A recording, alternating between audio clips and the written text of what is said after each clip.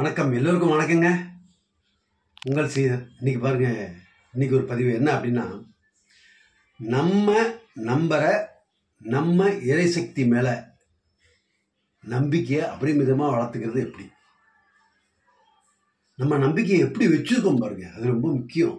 எப்படி வச்சிருக்கோம், பரம்பரையா காலகாலமாக எப்படி வச்சிருக்கோம் அப்படின்னு சயின்ஸ் சுட்டி காட்டிக்குது பாருங்க. எப்படி தெரியுமா வச்சிருக்கோம்? சபரிமலைக்கு போனால் எனக்கு சிறப்புப்பா, அது வருஷத்தில் ஒரு நாள். திருப்பதிக்கு போனால் திருப்பமாக வரும். எங்கள் ஊர் கொடைக்கு கலந்துக்கிட்டா எனக்கு சிறப்பு கிடைக்கும். நம்ம நினைக்கிறது நடக்கும். பூக்குழி இறங்கினா நடக்கும். வேளாங்கண்ணி மாதாவை போய் தொழுது வந்தால் தான் எனக்கு நடக்கும். நாகூர் தர்காவுக்கு போனால் தான் நடக்கும். இப்படி நம்ம நம்பிக்கையை வச்சுருக்கோம். இது சயின்ஸ் என்ன சொல்லுது அப்படின்னா, நம்ம நம்பிக்கையோட அளவை நம்மளே தூரப்படுத்தி கொள்கிறோமா. இதெல்லாம் எப்போ நடக்கும்? வருஷத்தில் ஒரு நாள் இல்லையா? கொடவிழா எப்போ வரும்? கொடைக்கு போனால் எனக்கு எல்லாம் நடக்கும். எஸ், நடக்குது எல்லாருக்கும். இதுக்கு முத்தாய்ப்பாக ஒரு விஷயம் சொல்கிறேன். கூட்டு பிரார்த்தனையில் கலந்துக்கோங்க நண்பர்களே. எங்கே கூட்டு பிரார்த்தனை இருக்கோ அங்கே கலந்துக்கோங்க. அதுக்கு உதாரணம் பாருங்க, அருமையாக அந்த இன்றைய அறிவியலாளர்கள் சுட்டி காமிச்சிருக்காங்க. மழை வரணும்னு சொல்லி வர்ண ஜபம் பண்ணுறோம். சர்ச்சில் எல்லாருமா கூட்டம் சேர்ந்து மழை வரணும்னு சொல்லி வேண்டுறாங்க, ஜபம் பண்ணுறாங்க. அதுமாரி மஜூத்தில் எல்லாரும் சேர்ந்து துவா பண்ணுறாங்க. கொட்டி சித்துருது. ஆனால் அதுக்கு அடுத்த நாள் என்னைக்கு பண்ணுறீங்களோ, என்னைக்கு கேட்குறீங்களோ அன்னைக்கு நடக்குது. அதே போல் பூக்குழி இறங்கினா நடக்குது. திருப்பதிக்கு போனால் திருப்பம் கண்டிப்பாக வருது. சபரிமலைக்கு போயிட்டு வந்தால் என்ன வேண்டுதல் நடக்குது.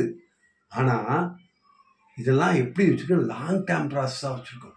எப்பயாவது குலதெய்வம் கோயிலுக்கு போயிட்டு வந்தா, குலதெய்வம் கோயில் எங்கே இருக்குன்னே பலருக்கு தெரியாது. தேடி எடுத்து கண்டுபிடிச்சி எப்பயாவது ஒரு தடவை போயிட்டு வராங்க, அவங்க பிரார்த்தனை நிறைவேறுது. இதுக்கு இன்றைய சயின்ஸ் எப்படி நம்பிக்கையை வளர்த்துக்க சொல்லுது? நம்ம தொலைதூரமாக நம்மளோட நம்பிக்கையை வச்சுருக்கோமா? இன்றைய அறிவியலாளர்கள் என்ன சொல்கிறாங்க அப்படின்னா, பாருங்க, பிரதோஷத்துக்கு போயிட்டு இருந்தால் எனக்கு நடக்கும்யா, ஆணித்தனமாக பதிவு பண்ணுங்க. சஷ்டியில் விரதம் இருந்தால் எனக்கு நடக்கும். எங்கள் தெரு பிள்ளையார் கோவிலில் இருக்கிற ஆலமரத்தில் நான் 4 சுற்றி டெய்லி சுற்றிட்டு போனால் எனக்கு காரியங்கள் நடக்கும்.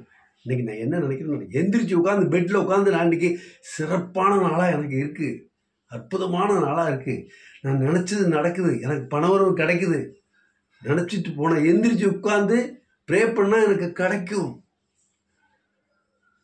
இன்னைக்கு 5 கால துவா நான் எங்கள் தெரு இதில் பள்ளிவாசலில் நான் தொழுதான் எனக்கு கிடைக்கும். பதிவு பண்ணுங்க. ஷார்ட் உருவாக்குங்க. சரிங்களா? இப்போ அடுத்த தெருவில் உள்ள பெரிய சர்ச்சில் போய் நான் இன்றைக்கி 1 மணி நேரம் ஜெபம் பண்ணால் எனக்கு நடக்கும். இந்த மாதிரி சிறுக நமக்கு பக்கத்தில் உள்ள நம்மளோட நம்பிக்கையோட தூரத்தை நாமளே மிகைப்படுத்தி கொள்கிறோமா?